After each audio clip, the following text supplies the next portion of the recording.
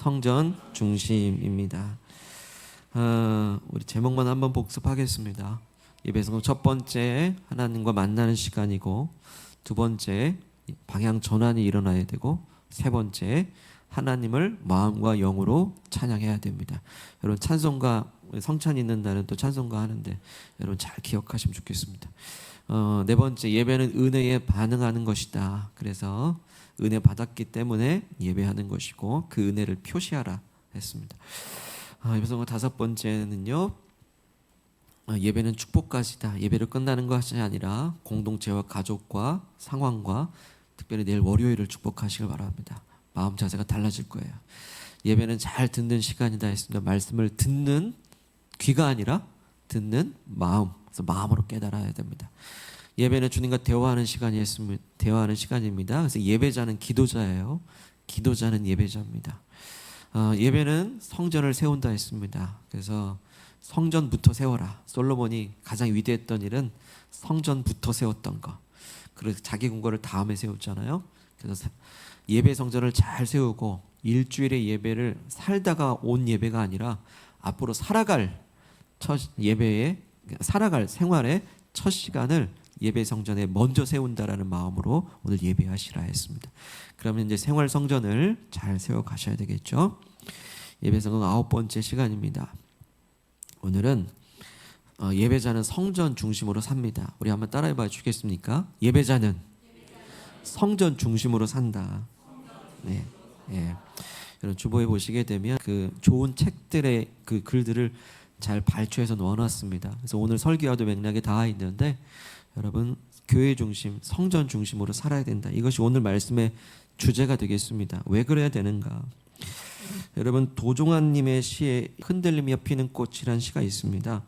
첫 번째 연의 그 부분만 소개를 하면 흔들리지 않고 피는 꽃이 어디 있으랴. 이 세상 그 어떤 아름다운 꽃들도 다 흔들리면서 피었나니 흔들리면서 줄기를 세웠나니 흔들리지 않고 가는 사람이 어디 있으랴. 그러고 보니까 꽃은 연약하지만 흔들리지만 꽃을 피워내고 있죠. 꽃은 바람에 흔들릴지언정 아름다움을 피워냅니다. 꽃을 우리의 살아가는 인생으로 비유를 한번 해보자면 인생도요 꽃처럼 이런저런 고난의 바람을 맞기도 하죠. 그 바람이 만약에 어려움이고 바람이 만약에 고난이라고 한다면 꽃이 아무리 가만히 있고 싶어도 바람이 어떻게 됩니까? 이리저리 흔들릴 수밖에 없죠. 우리 인생도 고난의 바람이 훅 불게 되면 나는 가만히 있고 싶은데 흔들려요. 마음이 흔들리고 믿음이 요동치게 됩니다. 그 고난의 바람 앞에서 제일 많이 흔들리는 게 그리스도인에게 있어서는 이 믿음이 중요하니까 믿음이 많이 흔들리더라고요. 고난 앞에서 믿음이 제일 흔들려요. 그 어떤 고난도 그리스도인답게 믿음으로 좀 이기면 참 좋을 것 같고 교회 다니는 사람답게 예수 믿는 사람답게 믿음으로 이 고난 앞에서 정말로 흔들림 없이 가면 좋겠는데 오히려 이 고난의 바람 앞에서 내 믿음이 많이 흔들리는 걸 봐요. 믿음의 타격을 받고요. 흔들립니다. 그리고 흔들리다 보면 의심까지 하게 됩니다. 하나님이 나를 정말 사랑하시는 걸까? 하나님이 나를 버리신 건 아닐까? 오히려 더 의심하게 되고 더 흔들리는 것을 보게 됩니다. 저도 마찬가지고요. 여러 가지 걱정과 근심거리가 있으면은 믿음으로 좀 설교자답게 목회자답게 좀 이겨내면 참 좋은데 저도 사람인지라 근심과 염려에 확 휩싸이고 휘청거릴 때가 많이 있습니다. 그렇다면 그렇게 고난의 바람 앞에서 믿음 그래왔고 믿음 설교해왔고 믿음 들어왔고 믿음 그래왔는데 이 고난의 바람, 이 바람 앞에서 우리는 왜 그렇게 흔들릴까? 믿음이 정말 소용이 없는 걸까? 그래, 교회는 교회고 신앙은 신앙이지. 그러면서 신앙 따로 믿음 따로 혹시 그렇게 있는 건 아닐까? 그러면 이 고난의 시간 앞에서 우리는 이길 수 있는 것이 믿음이 정말로 소용이 없는 것인가? 우리는 의문이 들어요. 그러할 때 우리가 꽃을 다시 한번 들여다보죠. 꽃을 가만히 들여다보니까 비록 꽃이 흔들리긴 하는데요, 꽃이 뽑히지는 않더라고요. 다시요. 꽃은 흔들리긴 하는데 뿌리채 뽑혀 나가진 않아요. 왜 그렇습니까? 꽃이 그 뿌리를 든든히 내리고 있기 때문이죠. 꽃이 그 뿌리를 땅 아래로 깊이 내리고 있기 때문입니다. 우리도 마찬가지예요. 어떤 고난의 바람 앞에서 믿음이라고 하는 게 소용이 없는 게 결코 아닙니다. 고난을 이기는 믿음이 있어요. 반드시 고난을 이기는 믿음이 있는데 그 믿음은 뿌리와 연결되어 있기 때문이죠.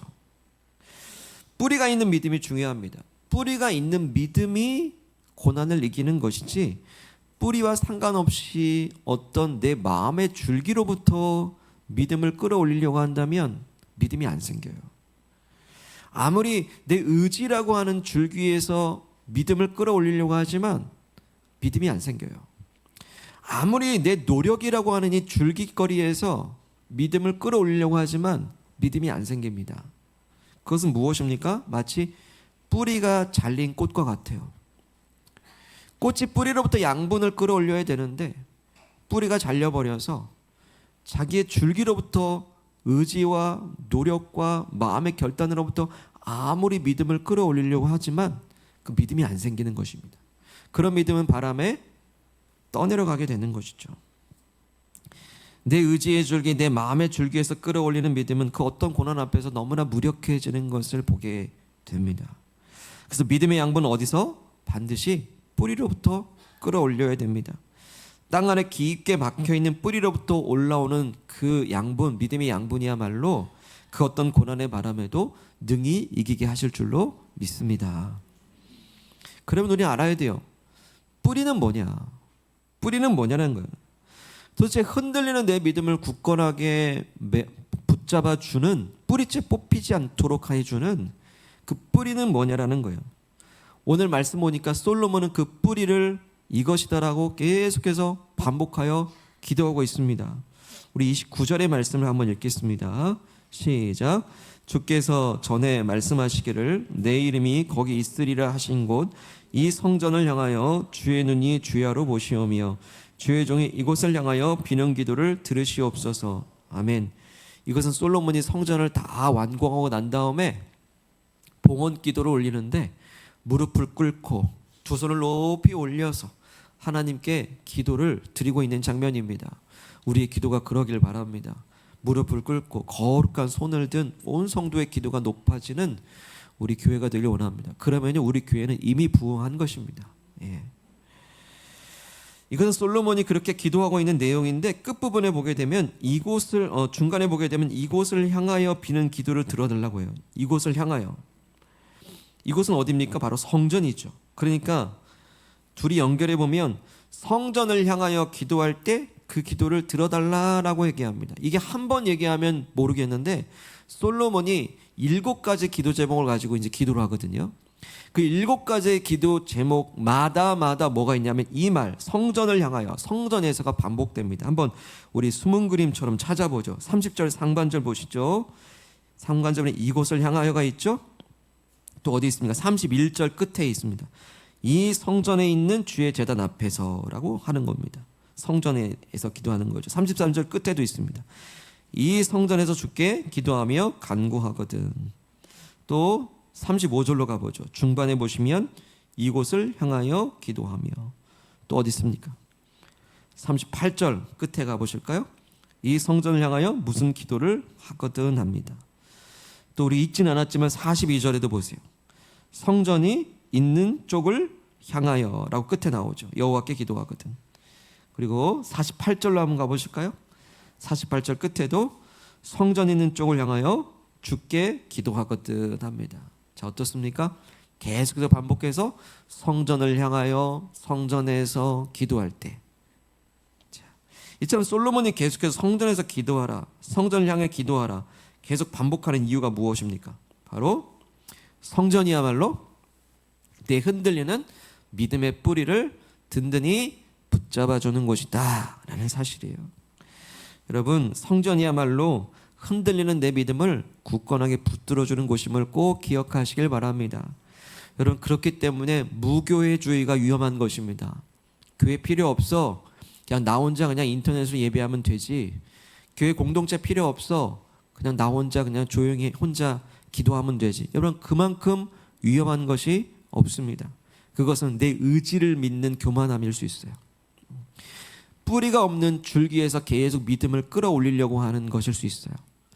평상시 일상에 편안한 때는 괜찮은데 고난의 바람이 훅 한번 닥치게 되면 내가 공동체에 속하지 않는다는 게 얼마나 위험한 것인지를 그때 깨닫게 됩니다. 너무나 쉽게 무너지거든요. 공동체 안에 속해 있어도 무너질 수 있는데 그 밖에 있다고 하는데 얼마나 위험하겠습니까? 우리가 교회 공동체에 와야 하고 속해야 되는 분명한 이유입니다. 왜 이렇게 성전은 우리의 믿음의 뿌리를 든든히 내릴 수 있는 곳이고 붙잡아 주는 곳인가 봤더니요, 바로 거기에 하나님의 이름과 하나님의 눈이 주목하고 계시기 때문입니다. 주목 아시죠? 하나님의 거룩한 이름이 성전에 있어요. 그리고 하나님의 눈이 성전을 주목하고 계십니다. 우리가 오늘 이 시간 예배하고 있는 성전 안에 하나님의 이름이 계심을 믿으십니까? 그렇기 때문에 예수님의 이름으로 기도하는 모든 일에 하나님은 하나님의 이름을 걸고 응답하실 줄로 믿습니다. 예수님의 이름으로 기도하잖아요, 우리. 하나님의 눈이 우리의 예배를 다 주목하고 계신 줄 믿습니다. 불꽃 같은 눈으로 누가 예배 잘 드리나 못 드리나 판단하시기 이전에 그런 게 아니라 우리를 사랑의 눈으로 주목하고 계심을 또 우리는 믿습니다. 우리 29절 읽어보겠습니다. 시작. 주께서 전에 말씀하시기를 내 이름이 거기 있으리라 하신 곳 이 성전을 향하여 주의 눈이 주야로 보시오며 주의 종이 이곳을 향하여 비는 기도를 들으시옵소서. 아멘. 주님은 주님의 이름을 여기에 두시겠대요. 그리고 주의 눈이 주야로 봐달라고 기도해요. 그러니까 솔로몬이 자기의 의지대로 기도하는 게 아니라 성령 충만한 하나님이 그 입술 가운데 기도를 담아주신 줄 믿습니다. 그만큼 주의 눈이 주야 언제나 항상 성전을 향하여 주목하고 계시니까요. 그러니 하나님의 이름과 하나님의 눈이 계신 성전에 나와서 기도할 때 여러분, 그 기도를 하나님이 얼마나 귀히 보시겠습니까? 이름을 걸고 성전에서 그 약속을 하시고 계시니 우리가 주 앞에 기도할 때 예수 이름을 기도하는 모든 것을 하나님이 얼마나 귀히 보신다는 말입니까? 우리가 눈물을 흘릴 때 하나님 누구도 내 눈물에 주목하지 않을 때 하나님은 내 눈물에 주목해 주신다는 사실이에요. 내가 부르짖는 소리 그 어떤 누구에게도 호소할 수 없는데 성전에 나와서 모든 그 억울함과 그 눈물들을 다 부르짖게 되면 어떻게 됩니까? 하나님이 주목하고 계신다라니까요. 그 기도를 하나님이 응답하시지 않겠습니까? 여러분, 성전에 뿌리 내린다는 게 이런 겁니다. 이처럼 성전이야말로 흔들리는 믿음들을요 굳건하게 붙잡아주는 뿌리를 내리는 곳이에요. 세상에 주는 고난의 바람에 이리저리 믿음이 흔들릴 때 그 흔들리는 믿음이 뿌리째 뽑혀나가지 않도록 붙잡아주는 곳, 바로 하나님의 눈과 이름이 계신 성전이요 교회인 줄로 믿습니다. 그래서 오늘 말씀도요 다시 잘 살펴보면요, 자, 성전을 향하여 기도하고 성전에서 기도하라고 하는 그 기도의 그 지점의 그 포인트들마다 어떤 상황들이냐면 다 모진 고난의 바람을 맞을 때 그렇게 하라라고 솔로몬은 기도하고 있더라는 거예요. 이스라엘 백성들이 앞으로 일어날지 일어나지 않을지 모르지만 앞으로 백성들이 이런저런 고난의 바람을 맞게 되면 주님, 이 백성들이 어디 다른 데 가지 말고 성전에 나와서 기도하고 성전을 향해 기도하라라고 솔로몬은 강조하고 기도하고 있는 거예요.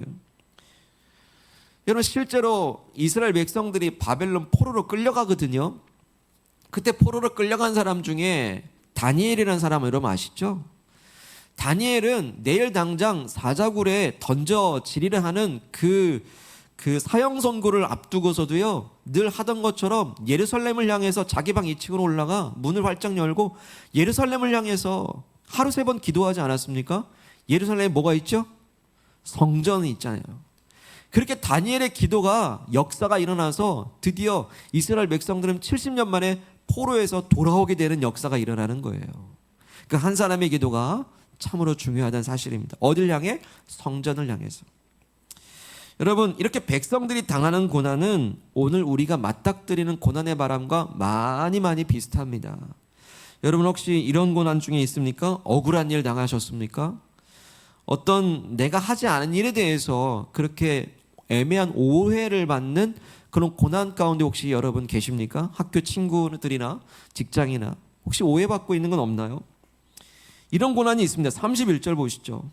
만일 어떤 사람이 그 이웃에게 범죄함으로 맹세시킴을 받고 그가 와서 이 성전에 있는 주의 제단 앞에서 맹세하거든. 이게 무슨 말이냐면 예를 들어서 내가 훔친 물건도 아닌데 그 물건이 내 수중에 있다고 생각해 보세요. 내가 한 겁니까? 안 한 겁니까? 내가 한 게 아니잖아요. 근데 이걸 입증할 만한 증인이 아무도 없어요.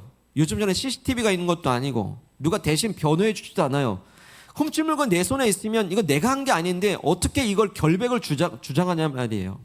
그럴 때 당사자들이 성전에 옵니다. 그리고 주의 제단 앞에 있는 번제단에서 주의 이름을 걸고 내가 그렇게 하지 않았습니다라고 맹세를 시키는 거예요. 그러면 법적인 효력이 생겨요. 왜냐하면 성전에 뭐가 있죠? 주님의 이름이 있기 때문에 주님의 이름 앞에서 맹세한 것을 만약에 거짓 맹세를 하게 되면 하나님의 심판을 받기 때문이에요. 때문에 하나님의 이름이 있는 성전에서 맹세하게 되면 법적인 효력이 있고 결백을 인정해 줘야 되는 거예요. 때문에 성전은 하나님의 이름과 눈앞에서 뭐가 판가름 나죠?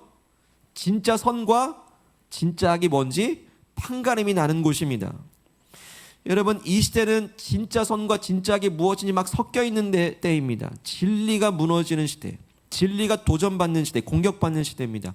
어떻게 선과 악을 분별하시겠습니까? 성전에 나와 예배할 때 진짜 선과 진짜 악이 판가름 나는 지혜를 얻을 줄로 믿습니다. 성전은 그런 역할을 해요. 우리도 살다 보면 어떻게 이렇게 내가 그런 것도 아닌데 비난받을 때가 있습니다. 친구 관계, 사랑 관계에서 의도와 상관없이 오해를 받고 해명하고 싶어도 억울함을 당할 때도 있습니다.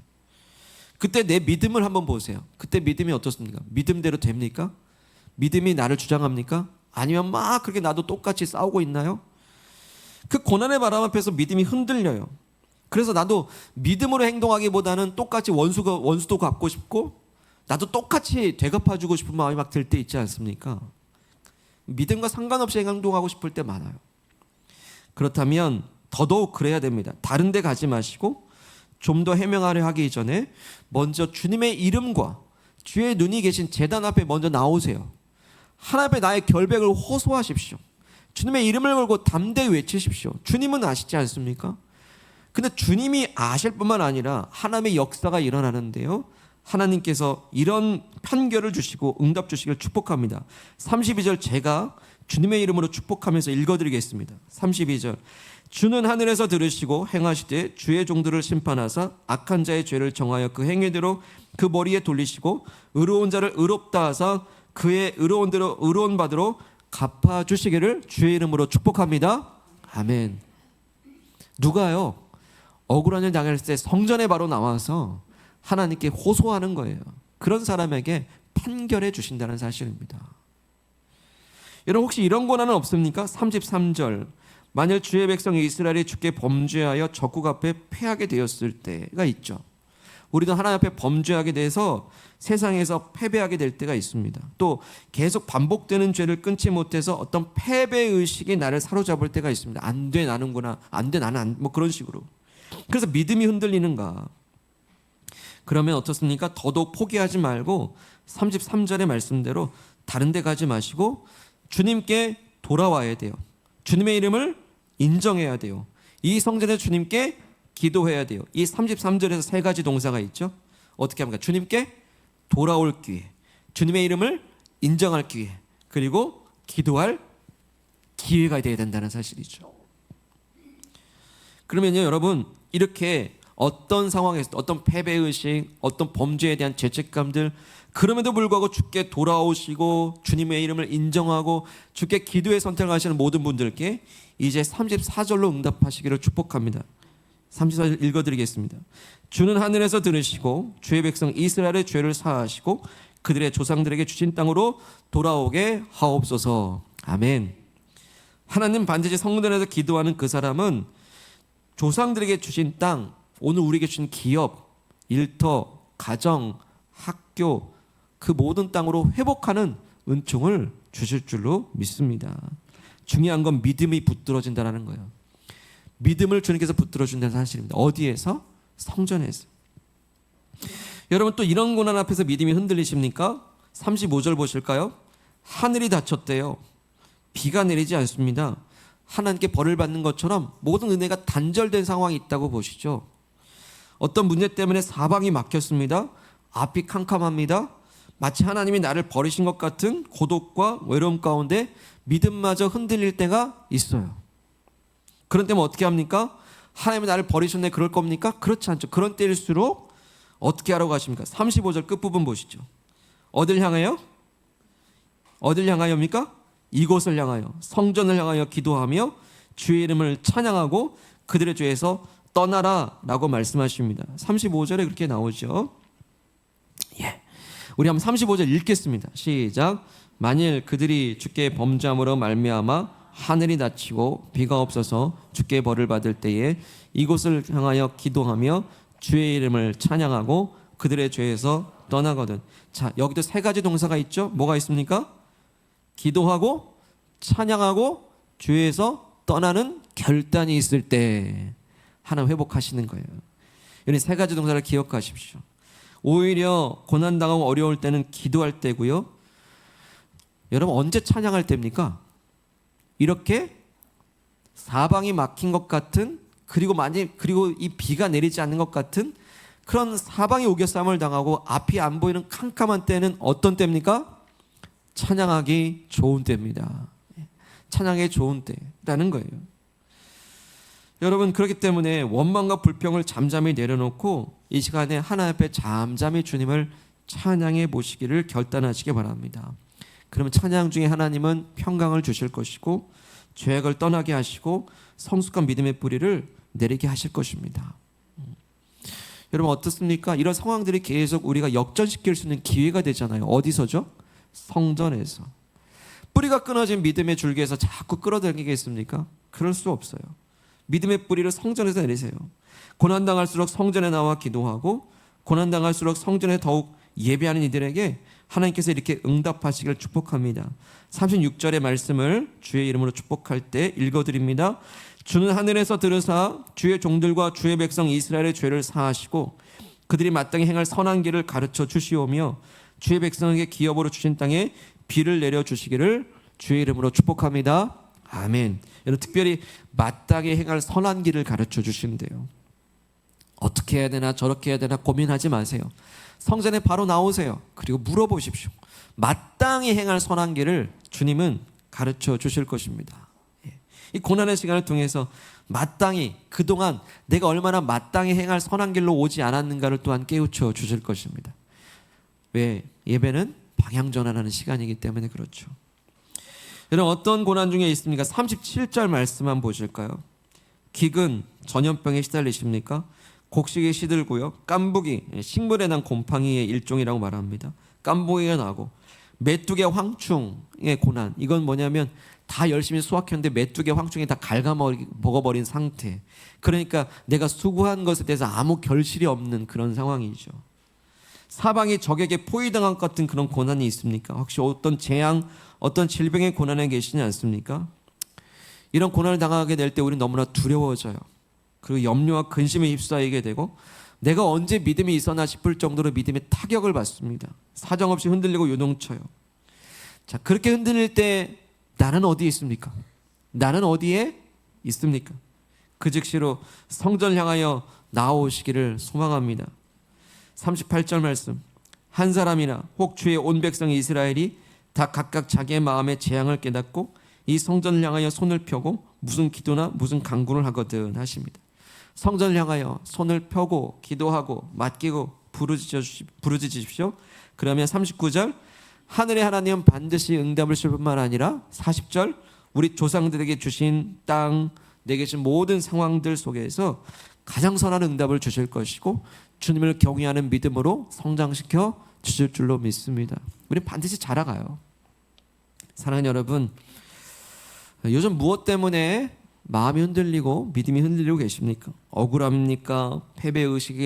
패배의식입니까? 공급이 끊어졌습니까? 재난입니까? 어떤 고통입니까? 혹시 어떤 하나님 앞에 어떤 죄 때문입니까? 이러저런 고난의 바람 앞에서 나는 요즘 얼마나 마음이 흔들리고 또 믿음이 흔들리고 있는 건 아닌가, 내가 진짜 하나님을 믿는 사람이 맞는가 싶을 정도로 믿음이 흔들리고 있는 경우는 없습니까? 그러나 사랑하는 여러분, 안심하십시오. 평안하십시오. 주님께서 우리에게 교회를 주셨습니다. 그리고 예배 성전을 주셨습니다. 그렇다면 주님 오늘 우리에게도 말씀하십니다. 성전을 향해서 기도하라. 성전에서 기도하라. 눈물만 흘리지 말고 교회에 나와서 눈물을 흘려라. 원망만 하지 말고 교회 성전에 나와서 주께 부르짖어라. 호소해보라. 이거 어떻게 하나 저거 어떻게 하나 고민만 하지 말고 성전에 나와서 하나님께 한번 물어봐라. 어떤 죄에 넘어졌다고 좌절만 하지 말고 그럼에도 불구하고 하나님께 나와 성전에서 하나님께 용서를 구하라. 그리고 사방이 막혔다면 교회 성전에 나와서 그래도 사방은 막혔지만 하늘은 열렸다라는 것을 기억하라. 교회는 하나님께서 흔들리는 믿음을 굳게 붙잡아 주시려고 하나님께서 예수의 피값 주고 우리에게 주신 주님의 몸이시라는 것을 여러분 꼭 기억하시길 바랍니다. 교회가, 성전이 그냥 세워진 것이 아닙니다. 하나님께서 우리가 언제든 하나님 앞에 담대히 나아가도 무방하도록 예수를 십자가에서 그 육신으로 몸을 깨부수어 하나님 앞에 나아가는 모든 장애물을 깨부수시고 우리를 하나님께 나아가도록 허락하신 곳이 바로 교회요 성전임을 꼭 기억하시길 바랍니다. 고난 속에 있다면 더욱 성전으로 돌아오고, 눈물 중에 있다면 더 성전에서 찬양하고, 죄를 짓고 있다면 더 빨리 성전으로 돌아오십시오. 더 자주 성전을 찾으십시오. 무슨 일을 만나든 성전에서 기도하고 성전에서 예배하십시오. 그리고 성전에서 모이는 모든 공동체, 사랑방, 소그룹에 함께 서로의 기도의 제목을 나누십시오. 그럴 때 머리 대신 예수 그리스도의 교회 중심, 성전 중심으로 사시기를 바랍니다. 고난의 바람 앞에서 믿음을 억지로 쥐어짜지 마시고 믿음의 뿌리를 교회와 성전 공동체에 든든히 내리시기를 축복합니다.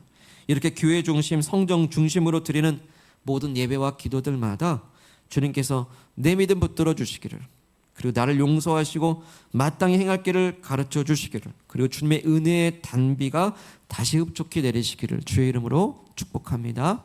아멘. 우리 함께 기도합시다. 하늘의 문을 여소서, 이곳을 주목하소서. 주께서 우리의 예배와 기도의 성전의 자리 가운데 지켜보고 계시고 사랑스레 보시는 줄 믿습니다. 시간 기도할 때에 어떤 고난의 바람 앞에서 내 믿음이라고 하는 것이 얼마나 무력하게 느껴지고 내가 얼마나 믿음이 없는 존재인가를 우리는 또 깨닫는 생활 아니겠습니까? 순간의 근심에 우리는 휩싸이게 되고 순간의 모진 바람 앞에 우리는 또 두려워지게 됩니다. 이럴 때 우리에게 필요한 건 믿음입니다. 고난을 이기는 건 믿음입니다.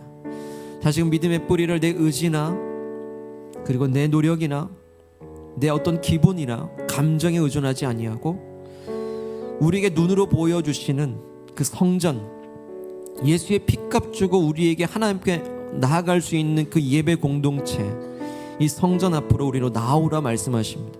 성전의 뿌리를 깊이 내려 이 성전을 향하여 기도하고 성전에서 기도할 때 주여 응답 주실 줄 믿사옵고 선과 악을 판가름해 주실 줄 믿사오며 우리로 마땅히 행할 길을 가르쳐 주실 줄로 믿사오며 또한 죄악에서 떠나게 하실 줄로 믿사옵나이다. 이제 성전에 나와서 성전에서의 기도의 불이 늘 붙는 성전의 삶이 되게 하기를 원합니다. 우리 결단하며 기도하겠습니다.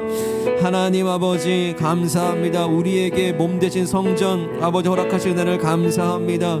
거룩한 성전 향하여 주 앞에 나아가오니 붙잡아 주시옵시고 아버지 거룩한 성전에게 몸 예수의 피값 주고 사셨사오니 아버지 이 몸 되신 성전 앞에 나와 주 앞에 기도하며 예배할 수 있도록 도와주시옵소서.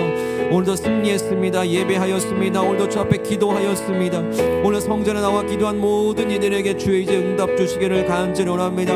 하늘의 단비를 다시 내려 주시옵소서. 모든 아버지 떠나간 자리에서 돌아오게 하여 주시옵소서. 그럼에도 불구하고 찬양하며 감사하며 영광 돌리기를 원하오니 우리로 새롭게 하시길 간절히 원합니다. 우리로 아버지 하나님 아버지 다시 한번 새롭게 되기를 주여 간절히 원합니다. 주여 이곳에 오소서. 하나님 아버지 세상 살다 보니 어떤 억울함 때문에 어떤 패배의식 때문에 마치 비가 오지 않는 것 같은 공급이 끊어진 상태와 앞이 캄캄하여 갈 바를 알지 못하는 그런 바람 앞에, 어떤 재난과 고통 앞에, 그리고 하나 앞에 어떤 죄의 바람 앞에서 우리는 그렇게 너무나 무력하게 흔들리는 존재임을 고백할 수밖에 없습니다. 그러나 주님께서 우리를 예수의 핏값 주고 하나님의 자녀 꽃이라 말씀하여 주셨사오니 이제 꽃된 우리가 이제 믿음의 뿌리를 든든히 내기를 간절히 원하고 소망합니다. 아버지, 뿌리 없는 줄기처럼 내 어떤 의지나 감정이나 어떤 노력에 의해서가 아니라 우리에게 눈에 보이도록 허락해 주신 그 거룩한 성전의 뿌리를 든든히 내리는 믿음이 되기를 원하고 소망합니다. 아버지, 성전 되신 예수 그리스도를 우리에게 보내주셨습니다. 그리고 예수의 핏값 주고 십자가에서 주님의 육신을 깨어 하나님과 우리 사이의 모든 장애물을 깨고 부수어 주 앞에 나오게 하신 성전을 우리에게 주신 줄로 믿습니다. 거룩한 교회를 주셨고 거룩한 공동체의 만남들을 주셨사오니 이제 함께 서로를 위해 기도하며 기도의 공동체가 되어지고 기도의 세겹줄이 되어질 때 오늘 우리의 기도에 응답 주실 줄로 믿습니다. 아버지, 패배하여 돌아왔습니까? 아버지, 다시 주께 돌아와 승리케 하실 줄로 믿습니다. 다시 한번 은혜의 담비는 내릴 줄로 믿습니다. 마땅히 행할 길을 가르쳐 주실 것을 믿습니다. 죄악에서 떠나 선과 악을 판가름하며 주 앞에 온전한 선한 의인으로 온전히 새롭게 될 줄 믿습니다. 주님, 우리로 하여금 다시 한번 주님 앞에 온전히 서는 기회, 그런 자리, 돌아올 기회, 찬양하는 때 바로 성전에서 그렇게 주 앞에 찬양하며 영광 돌리는 예배자들이 되기를 간절히 원합니다.